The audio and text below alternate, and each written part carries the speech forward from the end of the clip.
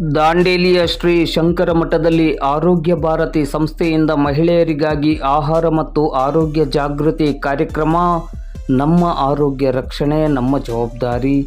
Doctor ರೇಖಾ ಹೆಗಡೆ. ಇಂದು ಮತ್ತು ನಾಳೆಯ ನೆಮ್ಮದಿಗಾಗಿ ನಾವೆಲ್ಲ ಪ್ರತಿದಿನ ದುಡಿಯುತ್ತೇವೆ, ಹಣವನ್ನು ಸಂಪಾದಿಸುತ್ತೇವೆ. ಆದರೆ ಆರೋಗ್ಯ ಹದಗೆಟ್ಟಾಗ ನೆಮ್ಮದಿಯ ಬದುಕು ನಡೆಸಲು ಕಷ್ಟ. ಉತ್ತಮ ಆರೋಗ್ಯವನ್ನು ಕಾಪಾಡಿಕೊಳ್ಳುವುದು ಪ್ರತಿಯೊಬ್ಬರಿಗೂ ಅವಶ್ಯಕವಾಗಿದ್ದು, ಅದರಲ್ಲಿಯೂ ಮುಖ್ಯವಾಗಿ ಮಹಿಳೆಯರಿಗೆ ಅವರ ವಿಶಿಷ್ಟ ಶಾರೀರಿಕ ಮತ್ತು ಹಾರ್ಮೋನ್ಗಳ ಬದಲಾವಣೆಗಳಾಗುತ್ತಿರುತ್ತದೆ. ಪೌಷ್ಟಿಕ ಆಹಾರ ಸೇವನೆ, ವ್ಯಾಯಾಮ ಮತ್ತು ಮಾನಸಿಕ ಯೋಗಕ್ಷೇಮವನ್ನು ಒಳಗೊಂಡಿರುವ ಆರೋಗ್ಯಕರ ಅಭ್ಯಾಸಗಳನ್ನು ಮಹಿಳೆಯರು ಅತಿ ಅಗತ್ಯವಾಗಿ ನಿತ್ಯದ ಜೀವನದಲ್ಲಿ ರೂಢಿಸಿಕೊಂಡಾಗ ಆರೋಗ್ಯವಂತರಾಗಿ ಜೀವನ ನಡೆಸಲು ಸಾಧ್ಯವಾಗುತ್ತದೆ ಎಂದು ಡಾಕ್ಟರ್ ರೇಖಾ ಹೆಗಡೆ ಅವರು ಹೇಳಿದರು. ಅವರು ದಾಂಡೇಲಿ ನಗರದ ಶ್ರೀ ಶಂಕರ ಮಠದಲ್ಲಿ ಆರೋಗ್ಯ ಭಾರತಿ ಸಂಸ್ಥೆಯ ಆಶ್ರಯದಡಿ ಇಂದು ಭಾನುವಾರ ಸಂಜೆ 6 ಗಂಟೆ ಸುಮಾರಿಗೆ ಮಹಿಳೆಯರಿಗಾಗಿ ಹಮ್ಮಿಕೊಂಡಿದ್ದ ಆಹಾರ ಮತ್ತು ಆರೋಗ್ಯ ಜಾಗೃತಿ ಕಾರ್ಯಕ್ರಮವನ್ನು ಉದ್ಘಾಟಿಸಿ ಮಾತನಾಡುತ್ತಿದ್ದರು. ಮಹಿಳೆಯರು ದೈನಂದಿನ ಆಹಾರದಲ್ಲಿ ಕಬ್ಬಿಣ, ಕ್ಯಾಲ್ಸಿಯಂ, ಜೀವಸತ್ವಗಳು, ಹಣ್ಣುಗಳು, ತರಕಾರಿಗಳು ಮತ್ತು ಧಾನ್ಯಗಳನ್ನು ಅಳವಡಿಸಿಕೊಳ್ಳುವ ಮೂಲಕ ಗರ್ಭಾಶಯ, ಮೂಳೆ ಮತ್ತು ಒಟ್ಟಾರೆ ಸಂತಾನೋತ್ಪತ್ತಿ ಆರೋಗ್ಯವನ್ನು ಸುಧಾರಿಸಬಹುದು. 30 ವರ್ಷದ ನಂತರ ನಿಯಮಿತ ಆರೋಗ್ಯ ತಪಾಸಣೆ, ಪೌಷ್ಟಿಕ ಆಹಾರ, ವ್ಯಾಯಾಮ ಮತ್ತು ಮಾನಸಿಕ ಒತ್ತಡ ನಿರ್ವಹಣೆಯಿಂದ ದೀರ್ಘಕಾಲದ ಕಾಯಿಲೆಗಳು ಬರದಂತೆ ತಡೆಗಟ್ಟಲು ಸಾಧ್ಯವಿದೆ ಎಂದರು. ಕಾರ್ಯಕ್ರಮದಲ್ಲಿ ಮುಖ್ಯ ಅತಿಥಿಗಳಾಗಿ ಭಾಗವಹಿಸಿ ಮಾತನಾಡಿದ ಆರೋಗ್ಯ ಭಾರತಿ ಸಂಸ್ಥೆಯ ಶಿರಸಿ ಘಟಕದ ಅಧ್ಯಕ್ಷರು ಹಾಗೂ ನಿವೃತ್ತ ಸಹಾಯಕ ಅರಣ್ಯ ಸಂರಕ್ಷಣಾಧಿಕಾರಿಗಳಾದ ಸುರೇಶ್ ಹೆಗಡೆ, ದಾಂಡೇಲಿ ಆರೋಗ್ಯ ಭಾರತಿ ಘಟಕದ ಅಧ್ಯಕ್ಷರಾದ ಸುಧಾಕರ್ ಶೆಟ್ಟಿ ಮತ್ತು ಶಿಕ್ಷಕಿ ಶೋಭಾ ಮುದ್ದಪ್ಪನವರು ಮಾತನಾಡಿ, ಇಂದು ಮಹಿಳೆಯರು ಎಲ್ಲ ಕ್ಷೇತ್ರಗಳಲ್ಲಿಯೂ ತನ್ನನ್ನು ತಾನು ತೊಡಗಿಸಿಕೊಂಡಿದ್ದಾರೆ. ಆರ್ಥಿಕ ಸ್ವಾವಲಂಬನೆಯನ್ನು ಸಾಧಿಸುವ ಮೂಲಕ ರಾಷ್ಟ್ರದ ಆರ್ಥಿಕತೆಗೆ ಮಹಿಳೆಯರ ಕೊಡುಗೆ ಅಪಾರವಾಗಿದೆ. ಒಂದು ಸುಂದರ ಸಂಸಾರ ನಿರ್ಮಾಣದ ಗುರುತರವಾದ ಜವಾಬ್ದಾರಿ ಮಹಿಳೆಯರ ಕೈಯಲ್ಲಿದೆ. ಇಡೀ ಸಮಾಜವನ್ನು ಜಾಗೃತಗೊಳಿಸುವ ಶಕ್ತಿ ಮಹಿಳೆಯರಿಗಿದೆ. ವಿಶೇಷವಾಗಿ ಮಹಿಳೆಯರು ತಮ್ಮ ಆರೋಗ್ಯ ರಕ್ಷಣೆಯ ಬಗ್ಗೆ ಹೆಚ್ಚಿನ ಮುನ್ನೆಚ್ಚರಿಕೆಯನ್ನು ವಹಿಸಬೇಕೆಂದು ಕರೆ ನೀಡಿದರು. ಕಾರ್ಯಕ್ರಮದ ಅಧ್ಯಕ್ಷತೆಯನ್ನು ವಹಿಸಿ ಮಾತನಾಡಿದ ಆರೋಗ್ಯ ಭಾರತಿ ಸಂಸ್ಥೆಯ ಶಿರಸಿ ವಿಭಾಗದ ಸಹ ಸಂಯೋಜಕರಾದ ನಾಗೇಶ್ ಪತ್ತಾರ್ ಅವರು, ಮಹಿಳೆ ಒಂದು ಮನೆಯ ಬೆಳಗುತ್ತಿರುವ ದೀಪ. ದೀಪ ಪ್ರಕಾಶಮಾನವಾಗಿ ಪ್ರಜ್ವಲಿಸಬೇಕಾದರೆ ದೀಪದ ಎಣ್ಣೆಯ ಅವಶ್ಯಕತೆ ಇದೆ. ಅಂತೆಯೇ ಮನೆಯಲ್ಲಿರುವ ಮಹಿಳೆಯರು ಸದೃಢ ಆರೋಗ್ಯವಾಗಿದ್ದರೆ ಇಡೀ ಮನೆಯಲ್ಲಿ ಸಂತೃಪ್ತಿಯ ನೆಮ್ಮದಿಯ ವಾತಾವರಣ ಸದಾ ಇರಲು ಸಾಧ್ಯ.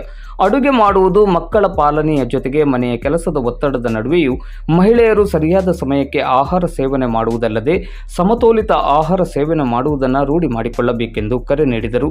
ಕಳೆದ ಅನೇಕ ವರ್ಷಗಳಿಂದ ಆರೋಗ್ಯ ಭಾರತಿ ಸಂಸ್ಥೆಯು ಆರೋಗ್ಯ ಜಾಗೃತಿ ಕಾರ್ಯಕ್ರಮಗಳನ್ನು ಹಾಗೂ ಆರೋಗ್ಯಕ್ಕೆ ಸಂಬಂಧಪಟ್ಟಂತೆ ವಿವಿಧ ಕಾರ್ಯಕ್ರಮಗಳನ್ನು ಹಮ್ಮಿಕೊಳ್ಳುತ್ತಾ ಬರುತ್ತಿದೆ ಎಂದರು.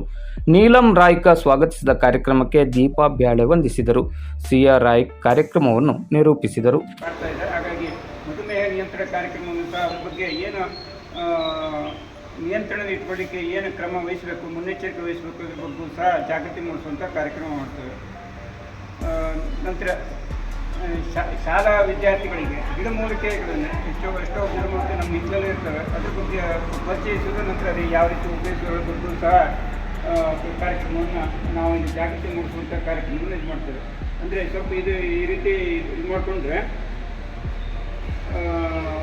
ಈ ಆಸ್ಪತ್ರೆಗೆ ಹೋಗುವಂಥ ಸಂದರ್ಭ ಸ್ವಲ್ಪ ಕಡಿಮೆ ಆಗ್ತದೆ ಅಂತೇಳಿ. ಅಂದರೆ ವಿಶ್ವ ಪರಿಸರ ದಿನಾಚರಣೆ ಅಂತ ನಮ್ಮ ಸುತ್ತಮುತ್ತಲು ನಮ್ಮ ಪರಿಸರವನ್ನು ಸ್ವಚ್ಛವಾಗಿ ಇಟ್ಕೊಳ್ಬೇಕು ಅನ್ನುವಂಥದ್ದನ್ನು ಜಾಗೃತಿ ಮೂಡಿಸುವಂಥ ಕಾರ್ಯಕ್ರಮವನ್ನು ಹಮ್ಮಿಕೊಳ್ಳುತ್ತೇವೆ. ಸಸಿಗಳನ್ನು ನೆಡುವುದು ಜುಲೈ ತಿಂಗಳಲ್ಲಿ. ಈ ರೀತಿ ಆರೋಗ್ಯ ಭಾರತಿಯಿಂದ ಈ ರೀತಿ ಕಾರ್ಯಕ್ರಮ ಏನು ನಾವು ಹಮ್ಮಿಕೊಳ್ತೇವೋ ಇದಕ್ಕೆ ಹೆಚ್ಚಿನ ಸಂಖ್ಯೆಯಲ್ಲಿ ಭಾಗವಹಿಸಿ ಈ ಜಾಗೃತಿ ಮೂಡಿಸುವಂಥ ಕಾರ್ಯಕ್ರಮಕ್ಕೆ ತಾವು ಹೆಚ್ಚು ಸಹಕರಿಸಬೇಕಂತೇಳಿ ನಿಂತುಗಡೆ ಮಾತಾಡಿ जाता है। तो वो बात बताई मैंने। अभी नेक्स्ट वो क्यों इसका प्रायोरिटी क्या है करके, आरोग्य क्यों महिला के लिए आरोग्य क्यों इम्पोर्टेंट है। एक तो हमारा पॉपुलेशन एग्जैक्टली हाफ है, ग्लोबल पॉपुलेशन लेडीज़ का आधा है, जेंट्स का 50% जेंट्स का है, 50% लेडीज़ का है। तो 50% लेडीज़ अगर हम लोग क्या कहते हैं, हम लोग निरोगी रहेंगे तो पूरा फैमिली को निरोगी रख सकते, हम लोग हेल्थी रख सकते। तो प्रायोरिटाइज करना लेडीज़ का एक इम्पोर्टेंट एस्पेक्ट है। सेकंड, लेडीज़ एक बैकबोन है एक फैमिली की, शी इज़ अ सोल बोलते हैं ना, शी इज़ अ फैमिली की एक सोल है। वो निरोगी रहेगी तो सबको खुशी रख सकते, सबको निरोगी रख सकते, हेल्दी रख सकते। थर्ड थिंग इज़ उसको बहुत सारा रिस्पॉन्सिबिलिटीज़ है तो उस वजह से वो अपना प्रायोरिटी हेल्थ के बारे में लेती ही नहीं, देखती ही नहीं, वो सबसे पीछे जाता है, उसका हेल्थ के बारे में सबसे पीछे जाता है तो प्रायोरिटी वो नहीं देते अपने हेल्थ के बारे में।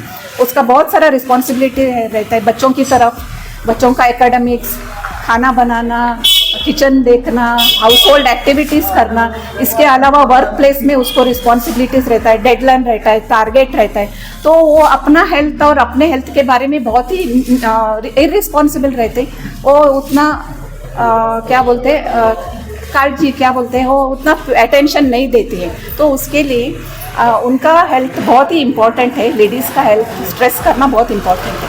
थर्ड थिंग, बहुत इश्यूज मेन में रहते हैं, उससे भी ज़्यादा विमेन में रहते हैं, क्योंकि एक महिला बहुत स्टेजेस से गुजरती है। एडोलेसेंस, उसके बाद में रिप्रोडक्टिव एज रहता है एक लेडी का, उसके बाद में पेरीमेनोपॉजल एज रहता है, उसके बाद में मेनोपॉजल एज रहता है, और हर स्टेजेस में महिला को हार्मोनल चेंजेस से गुजरना पड़ता है। तो डेडलाइंस है, टारगेट्स है, एंड स्ट्रेस रिगार्डिंग बच्चों का करियर के बारे में स्ट्रेस रहता है, हाउस होल्ड प्रॉब्लम्स रहते हैं, तो इम्पैक्ट होता है लेडीज़ के